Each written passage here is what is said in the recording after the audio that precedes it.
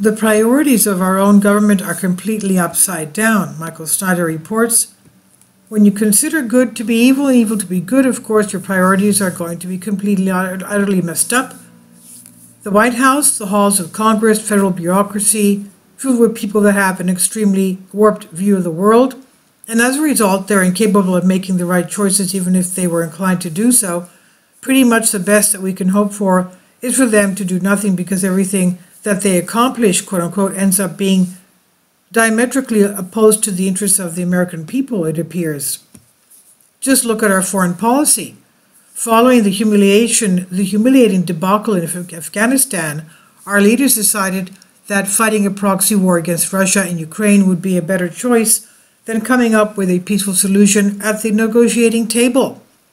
A peaceful solution could have easily been reached before the start of the war, because the Russians were not being completely unreasonable. If a negotiated settlement could have been achieved, the Russians would never have invaded.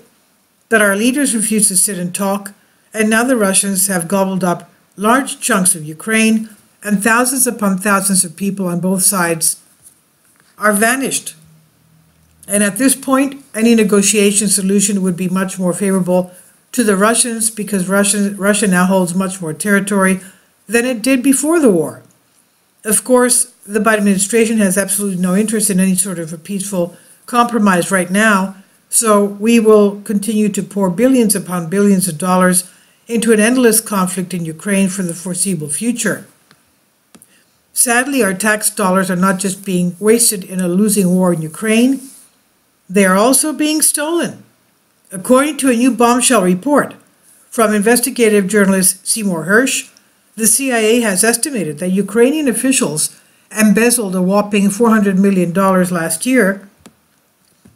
One estimate by analysts from the Central Intelligence Agency, the CIA, put the embezzlement funds at $400 million last year, at least.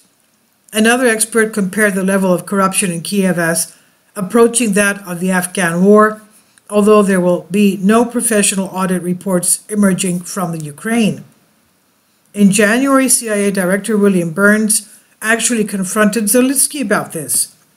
The issue of corruption was directly raised with Zelensky in a meeting last January in Kiev with CIA Director William Burns. His message to the Ukrainian people, I was told by an intelligence official with direct knowledge of the meeting, was that out of a 1950s mob movie, the senior generals and government officials in Kiev were angry at what they saw as Zelensky's greed. So Burns told the Ukrainian president because, quote, he was taking a larger share of the skim money that was going to the generals, end quote. So now that this corruption is now out in the open, does this mean that we are going to stop sending money to Ukraine? Oh no, our leaders in Washington would never do that. They just want the theft of our tax dollars to be reduced to a dull roar.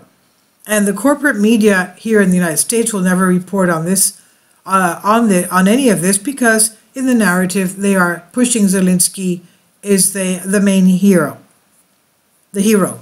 So Zelensky and his corrupt minions are free to continue to shut down churches and arrest priests, and the corporate media will just keep cheering him on. Meanwhile, here in the United States, documents have just been revealed that prove that the FBI has been working, quote, to develop sources inside Christian churches and Catholic dioceses, end quote. This comes from Fox News. The FBI recently sought to develop sources inside Christian churches and Catholic dioceses as part of an effort to combat domestic terrorism, according to internal documents released by House Judiciary Committee on Monday. The internal documents, obtained last month by House Judiciary Committee Chairman Jim Jordan, Republican from Ohio, and Representative Mike Johnson, Republican, Louisiana, who are also members of the so-called Weaponization Subcommittee, showed the FBI plan to use churches as, quote, new avenues for tripwire and source development, end quote. The federal law enforcement agency also aimed to specifically target mainline Catholic parishes as part of its efforts. In addition, according to Jordan, the FBI expresses interest in leveraging existing sources and/or initiating Type 5 assessments to develop new sources with the placement and access.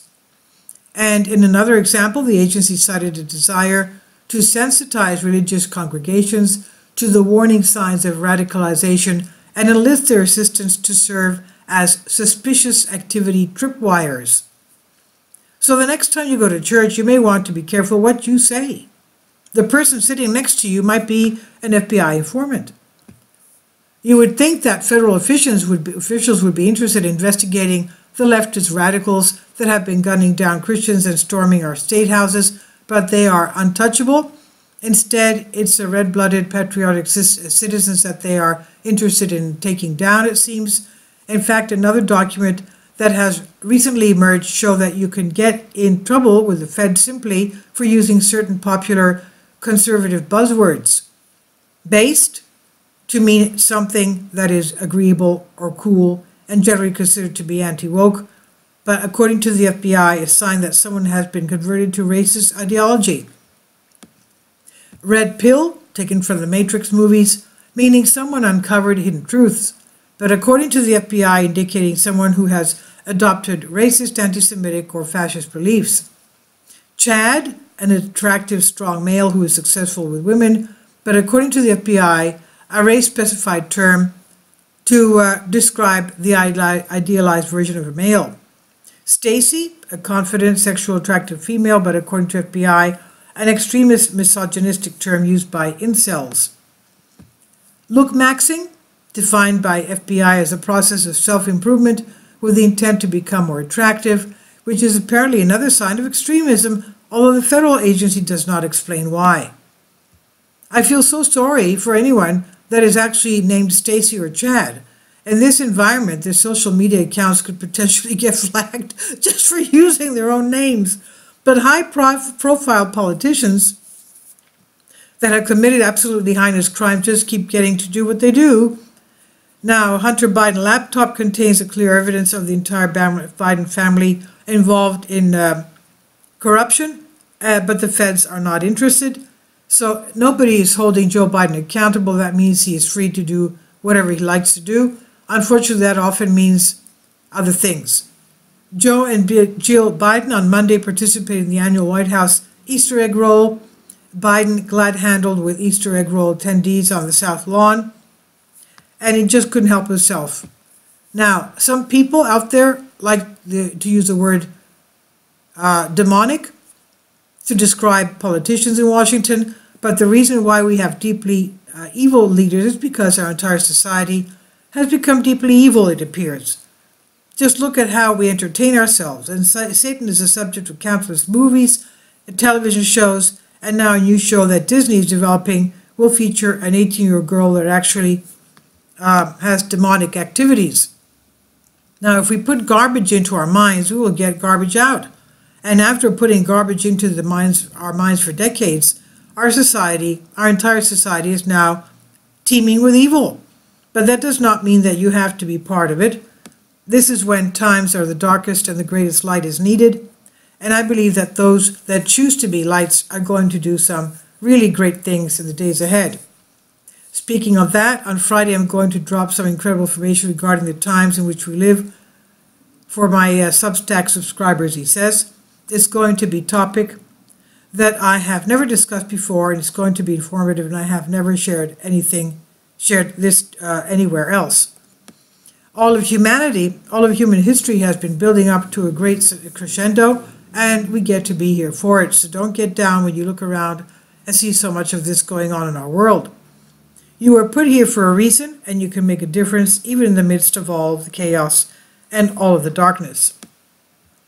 This is by Michael Snyder. He says about the author, my name is Michael, and my brand new book entitled End Times is now available on Amazon,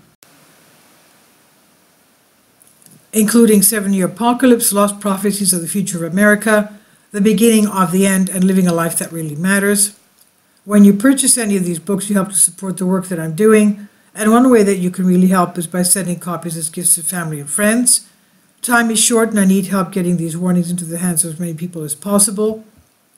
I have also started a brand new Substack newsletter, and I encourage you to subscribe so you won't miss any of the latest updates. I've published thousands of articles on the Economic Collapse blog and the American Dream and the most important news. And the articles that I publish on those sites are republished on dozens of other prominent websites all over the globe. I always freely and happily allow others to replenish my articles on their own websites.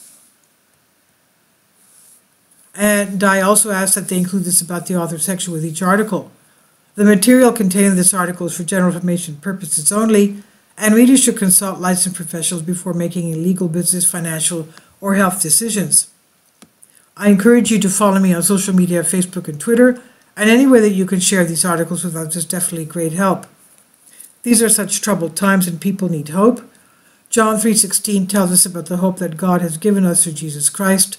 For God so loved the world that he has given his only begotten Son, that whosoever believeth in him should not perish but have everlasting life. If you have not already done so, I strongly urge you to invite Jesus Christ to be your Lord and Savior today. This is on End of the American Dream by Michael Snyder. Please leave your comments and thank you for your support. Kindly support my Patreon account. The daily posts are 5 videos daily, and they are totally different from what I have on my YouTube channel. Thank you so much for your support and that you find all my content so interesting. You'll find the Patreon account details in the description box below.